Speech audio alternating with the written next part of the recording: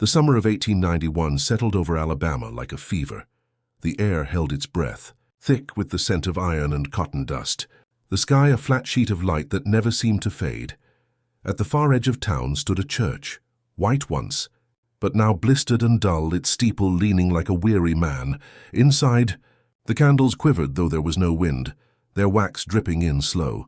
Deliberate tears. The wooden pews were carved with years of prayers and fingernails, and beneath the cracked cross above the pulpit, the floorboards carried the sound of every secret that had ever been whispered inside. Pastor Elias Granger stood there every Sunday, voice like honey poured over a wound. He preached of forgiveness to the weary, salvation to the poor, and mercy to those who had none left to give. His words rose high in the rafters, smooth and confident, as if he spoke directly to heaven itself. But the people who came to hear him, farmers with cracked hands, widows in mourning lace, children who smelled of coal smoke and sweat, never knew that beneath that same pulpit where he prayed, a small iron box slept in the dark. Inside it, wrapped in the hush of paper and dust, was a ledger. Its pages were heavy with ink and names and numbers, the offerings given in faith, the coins dropped by trembling hands, and between those lines, in a hand too steady to be innocent, were notes not meant for God's eyes. No one questioned him at first. He was a man of standing. His boots shone even in the dust. His ring caught the light when he blessed the bread, and his horse outside gleamed as though groomed by angels. When someone asked how he afforded such things, he smiled and said, "The Lord provides for those who serve him," and the town believed him because in Alabama, faith was not a choice, it was survival. But faith has ears, and whispers began to crawl through the cracks of the church walls like beetles after rain. They began with the deacon's wife, who said she saw the pastor slip into the sanctuary long after midnight, lantern in hand. Then came the young altar boy, who found the offering box lighter each week, though the pews were never empty. At first, no one wanted to speak it aloud. The idea that a man of God could be a thief, it sat in their throats like a splinter. But silence is a poor shield, and soon the whispers grew into murmurs. The church, once filled with hymns, began to sound like a hive. That summer, the bell rope broke. It happened on a Tuesday afternoon. Clear sky, no lightning. The rope had been cut clean through, the fibers burned and blackened, as though something hot had passed through it. The pastor said the weather had weakened it. The blacksmith said it looked more like judgment. The next morning, when the deacon came to unlock the door, he found Pastor Granger already inside. The man was kneeling before the altar, head bowed, his hands stained with soot. The cross above him, the great wooden one that had hung there since the war, lay on the floor in splinters.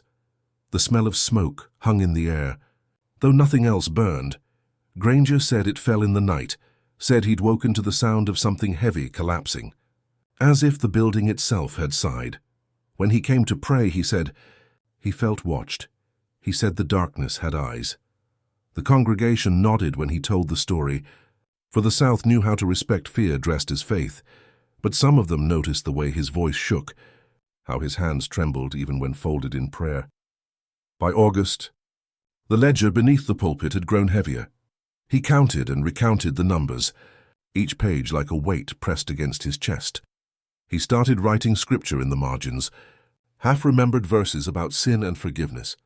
But the ink always ran where he touched it, blurring his words into stains. At night he dreamed of coins falling like rain, striking the floor one by one, until the sound became unbearable. He dreamed of hands reaching from the shadows beneath the altar, clawing at his robes, whispering his name in voices that did not belong to the living. Sometimes he would wake with dirt under his nails, as though he had been digging. When Sunday came, he tried to wash his guilt in the rhythm of his sermons. His voice still carried strength, but the people had begun to look at him differently. The widow in the second row stopped closing her eyes during his prayers. The children stared at his hands instead of the cross. Even the choir hesitated, their hymns brittle as frost still. He stood there, still he smiled, still. He told them to give what they could because the Lord sees all. One evening, as the last of the sunlight died against the steeple, the deacon returned to count the collection. He found the box half empty again.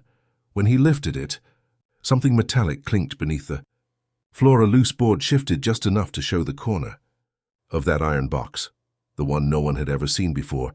Didn't open it, he didn't need to. The weight of it said enough. That same week, the pastor's wife left town.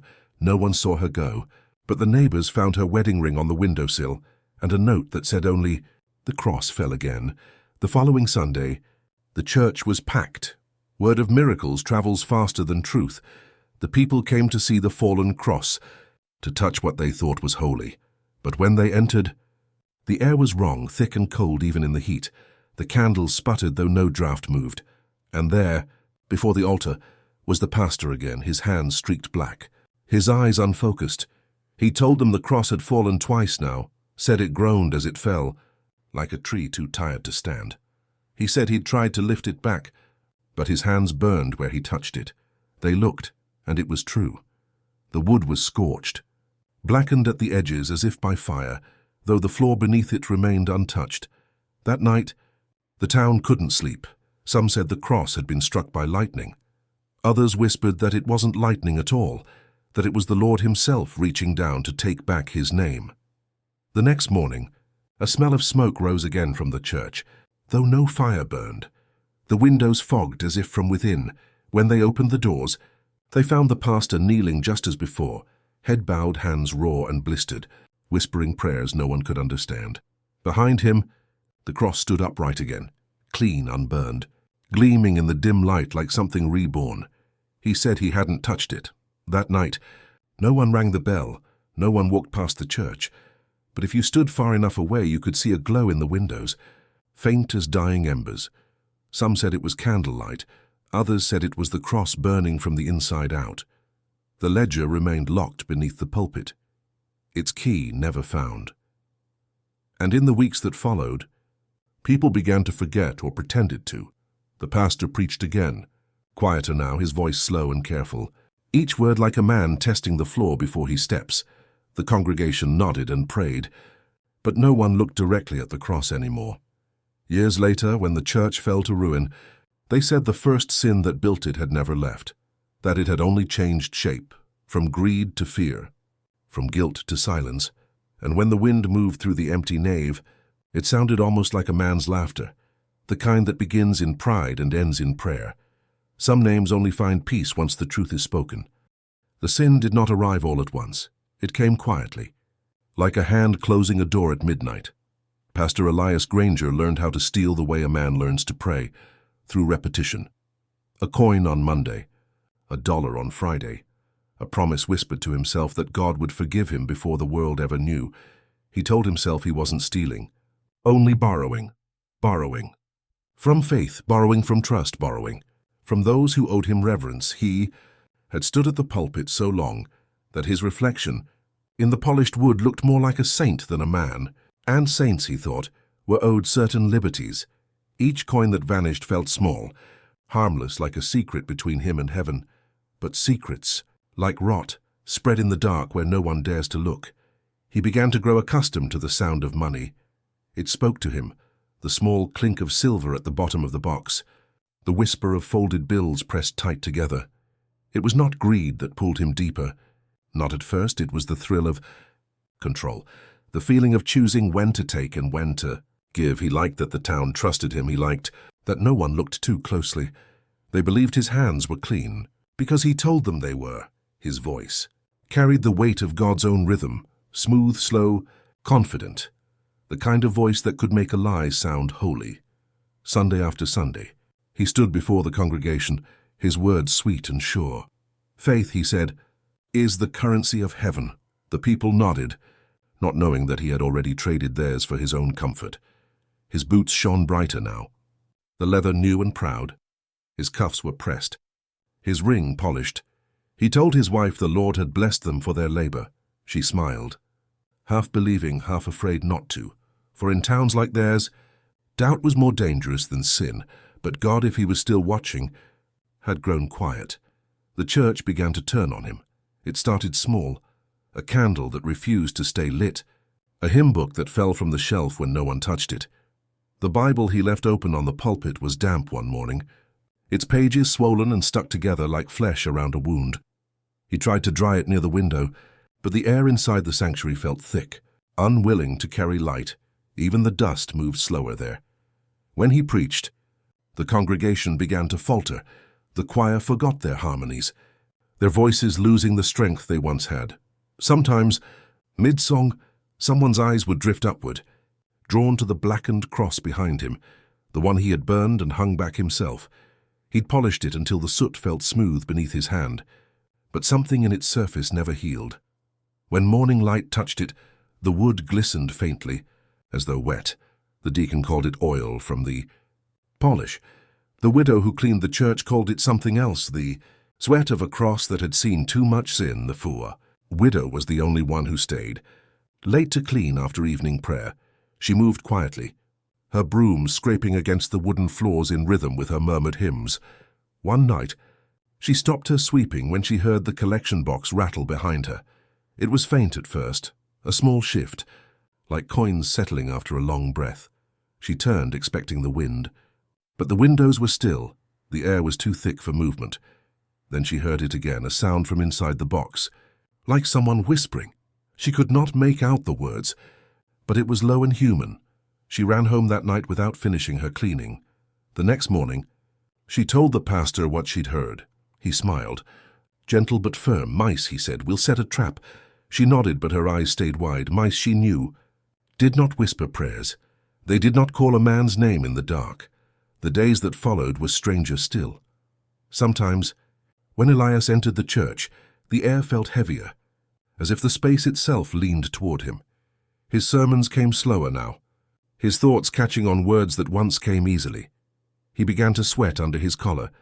Though the mornings were cool, he caught himself glancing at the cross mid-sermon, as though expecting it to move.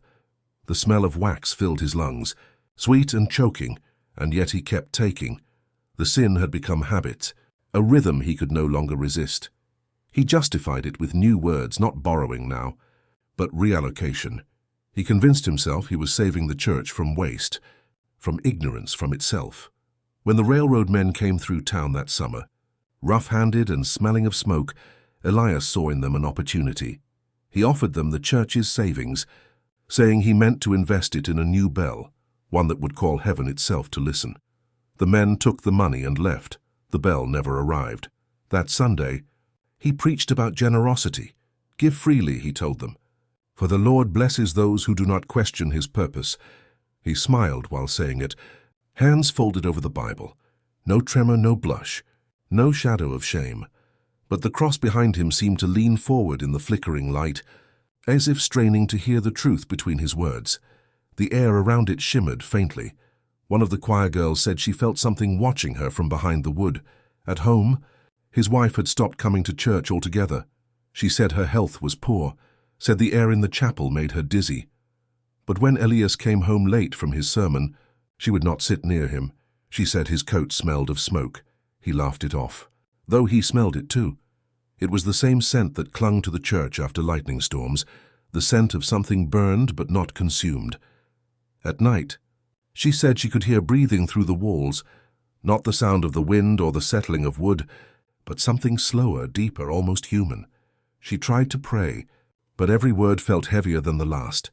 She would wake in the small hours to find her husband sitting at the edge of the bed, his hands clasped tight, whispering to himself.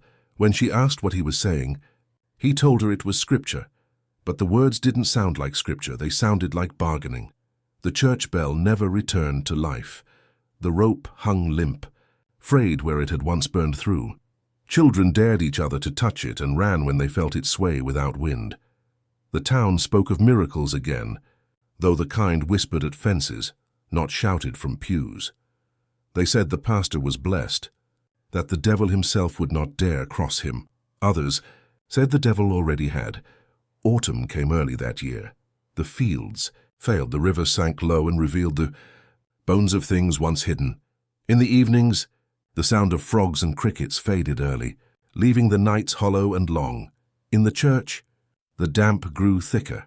The hymns slowed. The Bible's pages would not dry no matter how often they were turned. When the pastor stood to preach now, the words seemed to echo wrong, bouncing back at him from the walls. He began to notice eyes in the congregation, watching, doubting, waiting. His hands trembled as he raised them in blessing, and though he smiled, he felt the weight of every coin he had ever taken pressing against his ribs.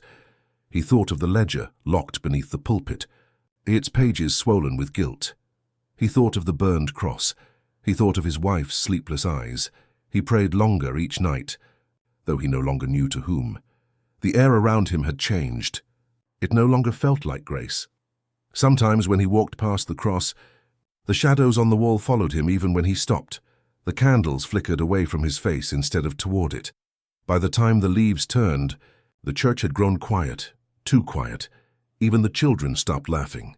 Outside its doors, the widow refused to clean anymore. The choir dissolved. His wife slept in another room. Elias Granger stood alone before the altar one final evening, staring up at the blackened wood.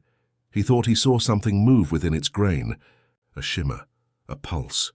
He blinked and it was gone. He turned away. But the sound followed, faint at first, then louder, like coins falling one by one onto the floor behind him. He did not turn back. He only whispered, "Forgive me," and waited for an answer that never came. The cross loomed in silence, patient and listening. Some names only find peace once the truth is spoken. The revelation did not come in thunder. It came in rain. It began before dawn, slow at first, a steady tapping against the church roof that grew into a torrent by morning. The sky hung low, thick and grey, and the river near the edge of town swelled until it licked the roots of the cypress trees. By the time the first congregation member arrived, the road to the church was more water than dirt, and the graveyard beyond the gates had turned into a field of drowning stones. Each step sank with a sucking sound, as though the earth itself wanted to hold them back. But still they came, clutching umbrellas, hymn books, and Sunday faith, because they had been told that the Lord works most clearly through suffering. They didn't know yet whose suffering it would be. The church doors were already open. No one knew who had unlocked them, but the candles inside burned with low, patient flames. Wax dripped onto the altar, like melted bone. The air smelled of wet wood and iron, heavy and metallic, the scent of something too clean. Pastor Elias Granger stood at the front, his collar undone, his hands clasped before him. His face was pale, but not from the cold. There was something else there, the look of a man who had finally seen the shape of his own shadow.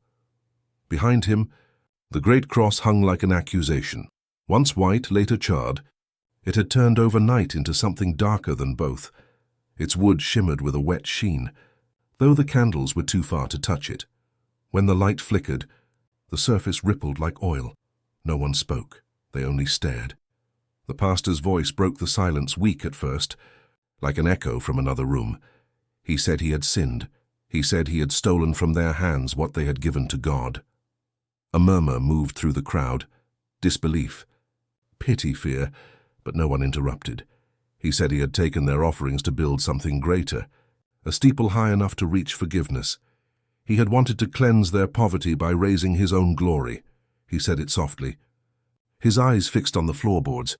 Each word fell heavy like stones into a well. Then he looked up, and his voice grew louder. He said the miracles had stopped the moment the ledger filled. The crops failed, the bell ropes snapped, the rain came without end, and in the silence that followed, the cross began to speak. He said it whispered his name at night, that it told him to confess, that the voice came not from heaven, but from somewhere lower, somewhere he could not pray against. A woman gasped near the back. The others pressed closer, as if distance might protect them. The pastor stepped away from the altar, his fingers trembling as he pointed toward the cross. It seemed to breathe, the wood expanding and contracting as if a heart pulsed behind it. Some swore they saw smoke rising from its base, thin and grey, curling like incense that did not bless but accuse. He reached for the Bible on the pulpit. When he opened it, the ink on the pages ran in dark veins, bleeding into the paper until the words vanished. He flipped through frantically, his breath coming fast, but every page was the same, blurred. Ruined, unreadable, he whispered, "Even the word has left me," then louder. "I tried to burn what I took, I tried." His voice cracked on the word burn. But the coins would not melt, they screamed. The congregation began to shift uneasily. The air was stifling now, hot despite the storm outside. Someone near the front swore the room smelled of sulfur. Another fainted and was dragged toward the door. The pastor went on, desperate, unstoppable. He said he had prayed over the coins, begged God to forgive them, to erase their weight. But each night, when he buried them in the earth behind the church, he would find them again the next morning, gleaming and wet, resting on the steps of the altar, as though returned by unseen hands. He knelt then slowly, as if his body no longer belonged to him. The floorboards groaned beneath his knees. His hands rose toward the cross, palms open, black smudges of ash marking his skin like stigmata. "Take it back," he said. "If it was ever yours, take it back." The church shook. Outside, lightning split the sky, the light flashing through the stained glass in bursts of red and gold. For a moment, the congregation thought they saw faces in the glass, eyes that watched, lips that moved though no sound came. The storm seemed to close in around them. Thunder rolled.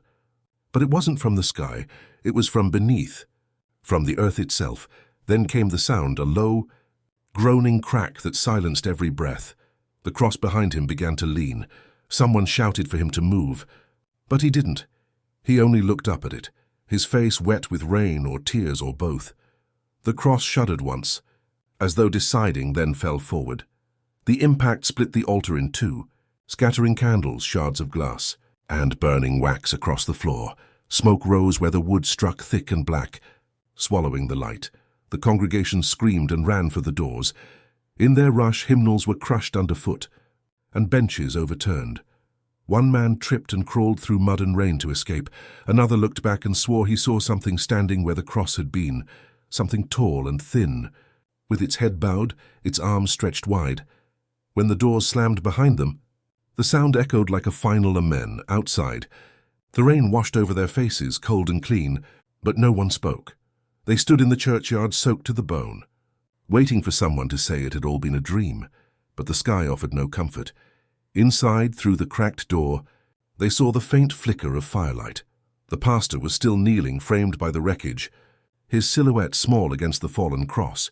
He did not move. They called to him once, twice. He did not answer. Then lightning struck again, this time hitting the steeple directly. A blinding flash filled the church windows, and the bell above, long silent, gave a single, terrible toll before crashing down through the roof. The sound carried across the fields, rolling through the town like a dying breath.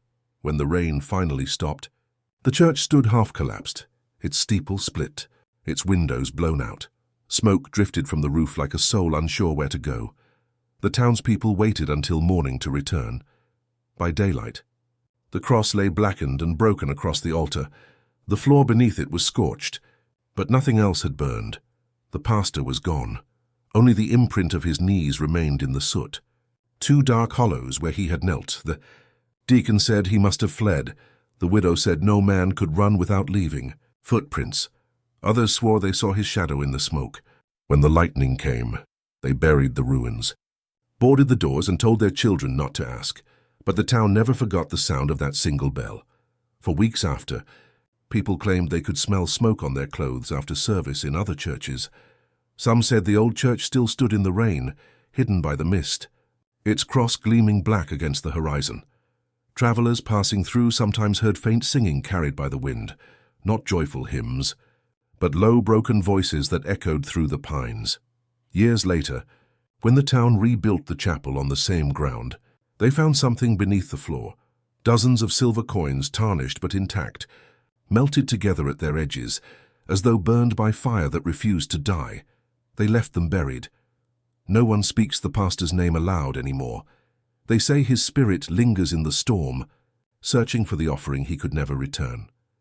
On nights when the rain falls without end and thunder rolls close enough to shake the windows, the townsfolk light candles and listen. Sometimes they swear. You can hear a voice carried in the wind, soft at first, then breaking, whispering the same prayer again and again. Take it back. Please, take it back. The church still stands, though the cross is gone, and when lightning touches its roof, it glows for a moment, black as the truth beneath it. Some names only find peace once the truth is spoken. They found him at dawn, long after the storm had broken and the smoke had cooled. The church doors hung open, warped from the night's lightning, and the morning light crept inside like a hesitant guest. The pews were streaked with ash. The altar, split, the scent of burnt wood still clinging to the air. And there, seated in the front pew as if attending his own sermon, sat Pastor Elias Granger. His eyes were open, turned toward the pulpit. His hands, blackened to the wrists, rested neatly on his lap, folded like a man who had finished praying. The doctor who arrived first said heart failure. The priest who arrived second said penance. But the widow who cleaned the church, the one who had seen too much of what the holy tried to hide, said the truth was simpler. "He was weighed," she whispered. "Weighed by something no man can see, and found wanting. The body was taken at noon. They covered him with a linen cloth, but the stains bled through, as if the sin in him refused burial. When they lifted him from the pew, soot fell from his fingers like charred petals. Underneath, the wood bore two perfect prints, dark, deep, and permanent. The congregation did not return. No one rang the bell. No hymns followed. The church was left to itself, to its silence, to its memory." Rain came again that week, not as fierce as before, but steady, persistent. It leaked through the roof where the steeple had split, dripping into buckets that no one would empty. The floors swelled with moisture, the boards bowing like tired backs. At night, the wind slipped through the broken glass of the windows, whistling soft as breath through teeth. For a long time the town pretended it did not notice the sound, though everyone heard it. Years passed, the world outside changed. The fields that had once fed the church turned to dust, and the people who once knelt inside it grew old and moved away. The building stood there anyway, stubborn as guilt. Grass climbed its steps, moss painted its stones. Children dared each other to touch the door and run. None stayed long. They said the wood was warm even in winter. By the turn of the century, the church was a relic, a photograph in local papers, a warning told by candlelight. Some called it cursed, others called it holy, depending on how much they believed in redemption. The county declared it a landmark. The historians called it Preserved Faith Chapel. But to the townsfolk, it would always be Granger's church, the place where sermons burned instead of saved. They repaired the roof, replaced the glass, and hung the cross again behind the altar. The new caretakers said it looked restored, reborn even. But those who visited claimed otherwise. No matter how many coats of paint they laid upon it, the cross darkened again within days. Not brown or grey, black, rich as oil, gleaming like something still alive. They stripped it once, sanding down to the grain. Beneath the varnish, the wood ran dark all the way through. It was not a stain, it was memory. Visitors began to notice other things. Candles that refused to stay lit. Coins found in corners, though no offering plates remained. The faint smell of smoke when there was no fire. At dusk, when the museum guides locked the doors and turned down the lamps, some swore they heard something fall. A single coin hitting the floor, rolling, then stopping against the pew. Always one, always followed by silence, then a voice low and cracked, speaking the same words again and again, "Brothers and sisters." Then it faded, like breath dying in the air. No one stayed late after that. The night guards took to praying before their shifts, even the ones who didn't believe. They said that faith wasn't about trust anymore, it was about protection. A century passed, and the building became more history than haunting. School children came for tours. Tourists took photographs beside the blackened cross. The guides recited dates and details, voices echoing softly against the restored walls. But the walls still sighed in certain places, and sometimes, when sunlight hit the pulpit at the right angle, you could still see faint black smears across its wood, handprints long since scrubbed, but never erased. Then, one spring, a team of archivists arrived from the university. They came to catalogue the last artifacts of the church before it was sealed for renovation. Among their tasks was to inspect the foundations. While moving the old pulpit, one of them struck metal beneath the boards. They thought it was a nail at first, something ordinary. But when they pried the plank loose, they found a small iron box wedged between two beams, wrapped in a cloth so thin it disintegrated at touch. Inside was a ledger, its cover swollen from damp, its edges fused by age. The ink within had bled and bloomed like bruises across the pages. But on the final line, still legible, was a sentence written in an unsteady hand. "May God forgive me the price of faith." The room went quiet. No one spoke for several minutes. One archivist crossed himself. Another whispered, "He wrote it here." They closed the book carefully, sealing it in glass before it could crumble. The discovery made the papers. "Confession found in cursed chapel," the headlines read. For a time people came again, drawn by curiosity. They wanted to see the book, the cross, the place where guilt turned visible. The curator put them side by side. The cross on the wall, the ledger beneath it, both contained behind glass. But some nights the glass fogged from the inside, as if someone's breath pressed against it, waiting to be heard. The town moved on, as towns do. The highway came through, new stores, new houses. The church became a stop on the way to something else, but it never truly quieted.